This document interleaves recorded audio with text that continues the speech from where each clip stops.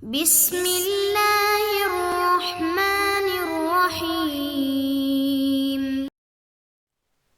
نحمدہ ونصلی علی رسولہ الکریم والحمد للہ رب العالمین. باب الاکل مما یلی ووعظہ تأدیبہ من یسیء اکلہ. اپنے سامنے سے کھانے اور اس شخص کو تادیب کرنے اور واعظ کرنے کا بیان جو کھانے کو اس کے آداب کے مطابق نہیں کھائے. تو اس باب کو قائم کرنے کا مقصد یہ ہے کہ ایک تو کھانے کے ادب کو بیان کیا گیا، وہ یہ کہ جب کھانا کھایا جائے تو اپنے سامنے سے کھایا جائے، اور دوسرا یہ ادب بھی بیان کیا کہ اگر ہم دیکھیں کہ کوئی شخص خلاف آداب کھانا کھا رہا ہے تو اس کو ادب بتلا دینا چاہیے، خاص طور پہ ان لوگوں کو جو ہماری تربیت میں ہو، انہیں کھانے کے آداب بتانے چاہیے. عن عمر ابن ابی سلمۃ رضی اللہ عنہما قال كنت غلاما في حجر رسول الله صلى الله عليه وسلم وكانت يدي تطيش في الصحفة فقال لي رسول الله صلى الله عليه وسلم يا غلام سم الله تعالى وكل بيمينك وكل مما يليك متفق عليه. حضرت عمر بن ابی سلمہ رضی اللہ عنہما بیان کرتے ہیں کہ میں آپ صلی اللہ علیہ وآلہ وسلم کی پرورش میں تھا اور اس وقت 9 عمر تھا.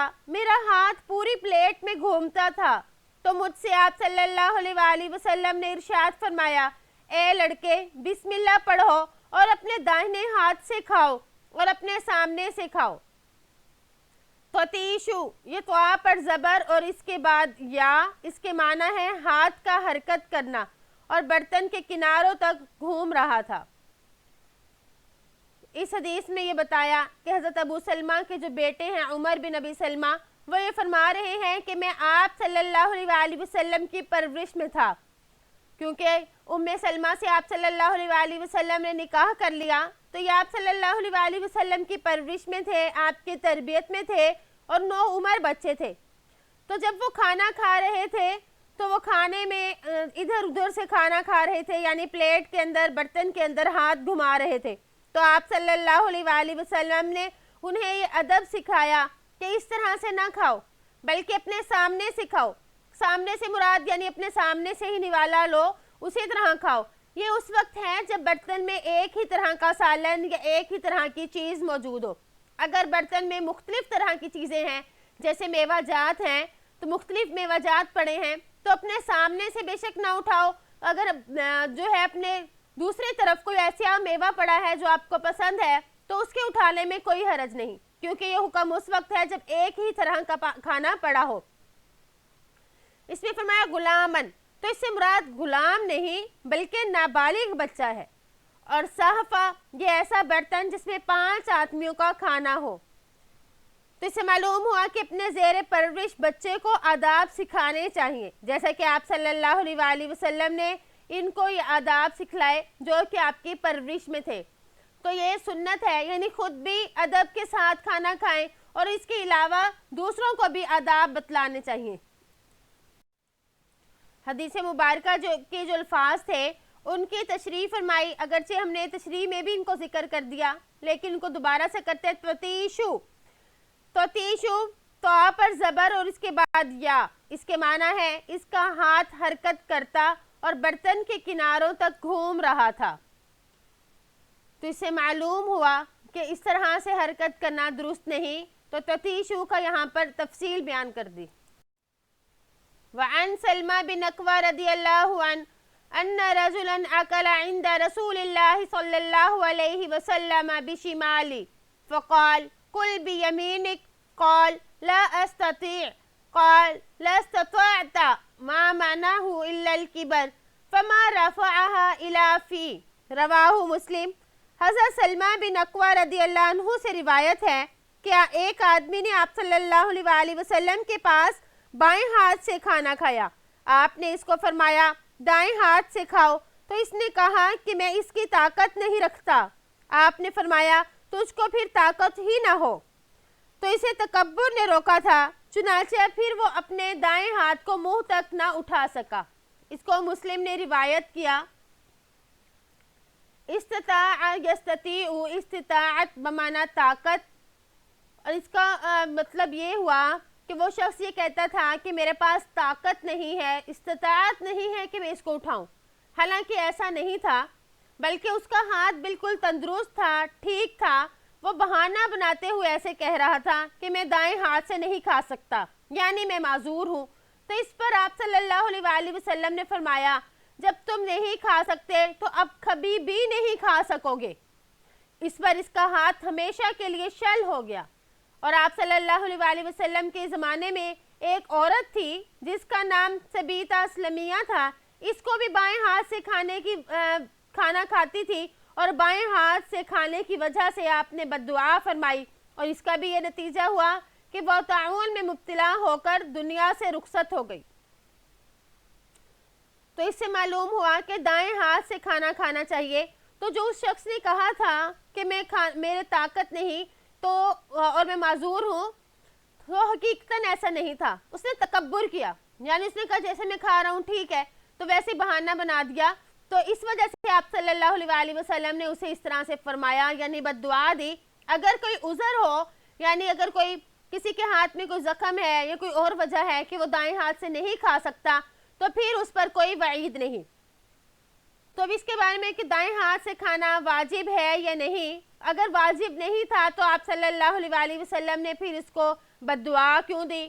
تو علماء اس کے بارے میں یہ فرماتے ہیں کہ دائیں ہاتھ سے کھانا کھانا واجب نہیں بلکہ سنت ہے، اور ان روایتوں میں سنت کے اختلاف کی وجہ سے ان دونوں کو سزا ملی، اور یہ زجرن اور تنبیہن تھا اور مثال شریعت پر محمول ہے۔ یعنی اس سے یہ مسئلہ بھی معلوم ہوا کہ بعض لوگ کھانے کے دوران پانی پیتے ہوئے بائیں ہاتھ سے گلاس پکڑتے ہیں اور دائیں ہاتھ کو ذرا سا لگا دیتے ہیں، یہ بھی خلاف سنت ہے، بلکہ دائیں ہاتھ سے پکڑ کر پینا چاہیے۔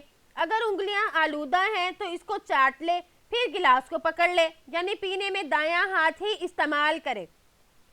اور دوسرا اس سے یہ بھی معلوم ہوا کہ خلاف سنت کام جو ہے وہ جان بوجھ کر نہیں کرنے چاہیے، جیسے کہ یہاں پر جو عورت کا واقعہ ذکر ہوا یا حدیث میں صحابی کا واقعہ آیا، تو انہوں نے جان بوجھ کر خلاف سنت کام کیا، تو اس پر وعید ہے کہ خلاف سنت کام جان بوجھ کر نہیں کرنا چاہیے۔ نحمدہ و نصلی علی رسولہ الکریم والحمد للہ رب العالمین۔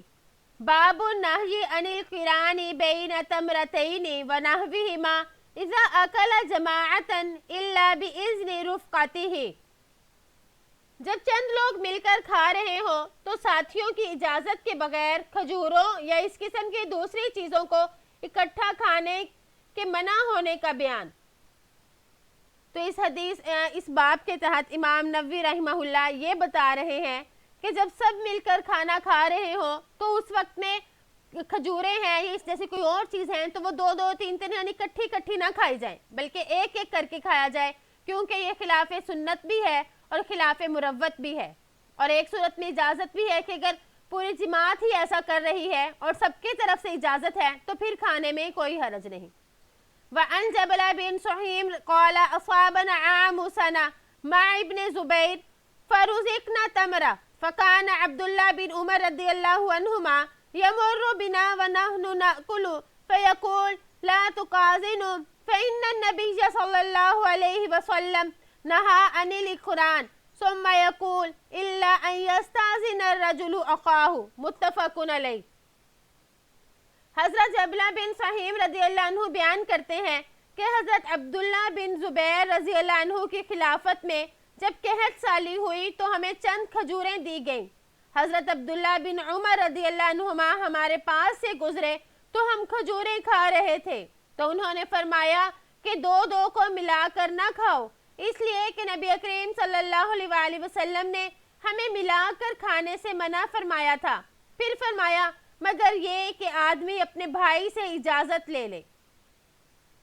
قران کا مطلب ہے جمع کرنا، یہ باب نصرہ ینصرو سے آتا ہے۔ اس حدیث میں بتایا کہ ایک ساتھی دو کھجوریں یعنی دو کھجوریں کر کے نہ کھائے، کیونکہ یہ ایک طرح سے لالچ کی اور حرص کی نشانی ہے، اور دوسرا یہ کہ اس میں اپنے جو ساتھی ہیں ان کی حق تلفی بھی ہے۔ ہاں اگر اس کے رفقا یعنی اس کے ساتھی ہی اجازت دے دیں تو پھر اجازت ہے۔ علامہ سیوطی رحمہ اللہ یہ فرماتے ہیں کہ اس حدیث میں ایک ساتھ 2 کھجور کے کھانے کی ممانعت مطلقاً نہیں، بلکہ یہ تنگ دستی کے وقت ہے، یعنی فقر و افلاس کے زمانے سے متعلق ہے یہ حدیث. لیکن اگر وسعت اور فراخی اور خوشحالی کا زمانہ ہے تو پھر یہ ممانعت نہیں. جیسا کہ دوسری روایت میں آتا ہے کہ آپ نے ارشاد فرمایا، میں تمہیں کھجوروں کو جمع کرنے سے یعنی ایک سے زائد کھجوروں کو ایک ساتھ کھانے سے منع کرتا تھا، مگر اب جب کہ اللہ تعالیٰ نے تمہیں رزق کی وسعت اور فراوانی عطا فرما دی تو اب جمع کر لو.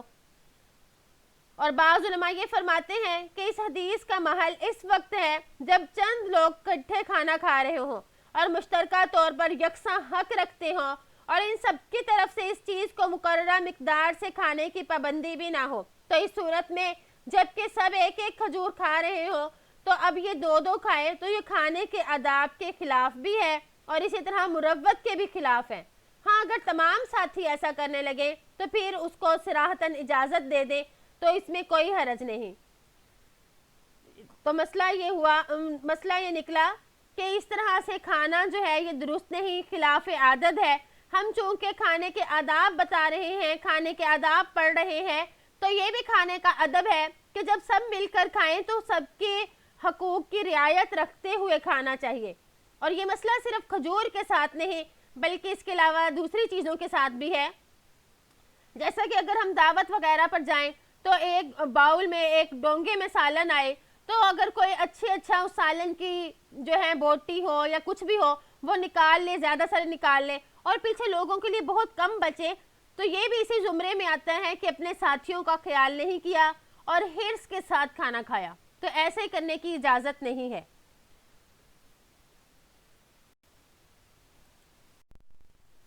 باب ما یقولہ ویفعلہ من یأکل ولا یشبع، جو شخص کھانا کھائے سیر نہ ہو تو وہ کیا کہے اور کیا کرے. وعن وحشی بن حرب رضی اللہ عنہ ان اصحاب رسول اللہ صلی اللہ علیہ وسلم قالوا یا رسول اللہ ان نأکل ولا نشبع، قال فلعلکم تفترقون، قالوا نعم، قال فاجتمعوا على طعامكم واذكروا اسم اللہ یبارک لکم فیہ. حضرت وحشی بن حرب رضی اللہ عنہ سے روایت ہے کہ آپ صلی اللہ علیہ وآلہ وسلم کے صحابہ نے عرض کیا، یا رسول اللہ ہم کھانا کھاتے ہیں مگر سیر نہیں ہوتے. تو آپ صلی اللہ علیہ وآلہ وسلم نے ارشاد فرمایا، شاید تم الگ الگ کھاتے ہو. انہوں نے عرض کیا ہاں. تو آپ صلی اللہ علیہ وآلہ وسلم نے ارشاد فرمایا، پس تم کھانا اجتماعی طریقے سے کھاؤ، بسم اللہ پڑھو، تمہارے لیے کھانے میں برکت ڈال دی جائے گی. تو فرمایا تفتریقون، افترقا یفترقو افتراق، یہ مطلب الگ الگ کھانا، ایک ایک ہونا یا جدا جدا ہونا. تو اس حدیث مبارک میں ایک ساتھ یعنی مل کر کھانے کی فضیلت کو بیان کیا گیا. اور ایک دوسری روایت میں بھی آتا ہے کہ مل کر کھاؤ اور الگ الگ نہ کھاؤ، کیونکہ جماعت کے ساتھ کھانے میں برکت ہے. اسی طرح حضرت ابن عمر رضی اللہ عنہما کی روایت ہے کہ آپ نے ارشاد فرمایا، مل کر کھاؤ، الگ الگ نہ کھاؤ. نیز ایک روایت میں یہ بھی آتا ہے کہ اللہ تعالیٰ کے نزدیک محبوب ترین یعنی پسندیدہ وہ کھانا ہے جس پر بہت سے لوگوں کے ہاتھ شامل ہوں. تو ان سے معلوم ہوا کہ اکٹھے بیٹھ کر کھانا اور کھاتے وقت بسم اللہ پڑھنا یہ دونوں چیزیں برکت کا باعث ہیں، کیونکہ جماعت پر اللہ کی مدد اور نصرت ہوتی ہے. کم کھانا بھی کافی ہو جاتا ہے اور ایک ساتھ کھانا یہ باہمی محبت کا بھی ذریعہ ہے جو اللہ تعالیٰ کو بہت پسند ہے. تو اسے معلوم ہوا کہ جماعت کے ساتھ کھانا مستحب ہے، تنہا نہیں کھانا چاہیے. جس قدر لوگ ہوں گے اتنی ہی زیادہ برکت ہوگی. اور بعض اوقات آدمی جو اکیلا کھانا کھاتا ہے وہ حرص اور لالچ کی وجہ سے کھاتا ہے تاکہ میرا کھانا مجھے ہی کو ملے، دوسرے اس میں شامل نہ ہو. تو اس طرح سے اس غلط عادت کی بھی تصحیح ہو گئی. تو اس پر یہ سوال آتا ہے، قرآن پاک میں تو ہے لیس علیکم جناح ان تاکلوا جمیعا او اشتاتا، یعنی تم پر کوئی گناہ نہیں کہ الگ الگ کھانا کھاؤ یا اکٹھے ہو کر. تو اس آیت میں بھی تو تنہا کھانے کی اجازت معلوم ہے، جبکہ اس حدیث میں اس کو برا کہا گیا. تو اس کا جواب یہ ہے کہ آیت کا محمل ان لوگوں کے لیے ہے جو اکیلے ہی رہتے ہیں. تو ان کو رخصت دی جا رہی ہے کہ وہ تکلیف میں نہ پڑے کہ بھی کوئی آئے گا تو ہم کھائیں، بلکہ کیلے بھی کھا سکتے ہیں۔ اور حدیث میں ان لوگوں کے لیے بتایا گیا جو ایک ساتھ رہنے کے باوجود اکیلے اکیلے کھانا کھاتے ہیں اور سب مل کر نہیں کھاتے۔ اس حدیث کے راوی حضرت وحشی بن حرب ہیں۔ ان کا نام وحشی ہے اور یہ حبشہ سے تعلق رکھتے ہیں، یعنی حبشی تھے، اور حضرت جبیر بن مطعم کے غلام تھے۔ جنگ بدر میں حضرت حمزہ رضی اللہ عنہ عنہ نے جبیر بن مطعم کے چچا طعیمہ بن عدی کو قتل کیا، اس لیے جبیر کو ان کے انتقام کی بڑی فکر تھی کہ میں اپنے چچا کا انتقام لے لوں۔ تو احد کی لڑائی میں جبیر نے وحشی سے کہا کہ اگر تم حضرت حمزہ کو شہید کر دو تو تم آزاد ہو۔ تو وحشی نے حضرت حمزہ کو ایسا نیزہ مارا جو کہ ان کے ناف کے آر پار ہو گیا اور وہ اسی جگہ شہید ہو گئے۔ فتح مکہ کے بعد مدینہ منورہ میں حاضر ہو کر یہ مسلمان ہوئے تو آپ صلی اللہ علیہ وآلہ وسلم نے ان سے فرمایا، وحشی تجھ کو دیکھ کر مجھے میرے چچا حضرت حمزہ یاد آ جاتے ہیں۔ تو حضرت حمزہ کی شہادت کا جرم حضرت وحشی کے دل پر ایسا زخم تھا جس کی وہ تلافی کرنا چاہتے تھے۔ تو جب مسیلمہ کذاب سے جنگ ہوئی تو وحشی نے وہی نیزہ لیا جس سے حضرت حمزہ کو شہید کیا تھا، اور اسی نیزے سے اس نے مسیلمہ کذاب کے سینے پر ایسا وار کیا جو اس کے سینے سے آر پار ہو گیا۔ ان کی مرویات کے بارے میں اختلاف ہے۔ بعض کہتے ہیں کہ ان سے 8 جو ہیں احادیث وہ مروی ہیں، اور بعض کے نزدیک ان سے 4 روایات منقول ہیں۔ تو امید ہے کہ آج کا سبق سمجھ آ گیا ہوگا۔ اس میں ہم نے کھانے کے آداب پڑھے۔ اللہ تعالیٰ سے دعا ہے کہ اللہ تعالیٰ ہمیں ان آداب کی رعایت رکھتے ہوئے ہی کھانے کی توفیق عطا فرمائے۔ السلام علیکم ورحمۃ اللہ وبرکاتہ۔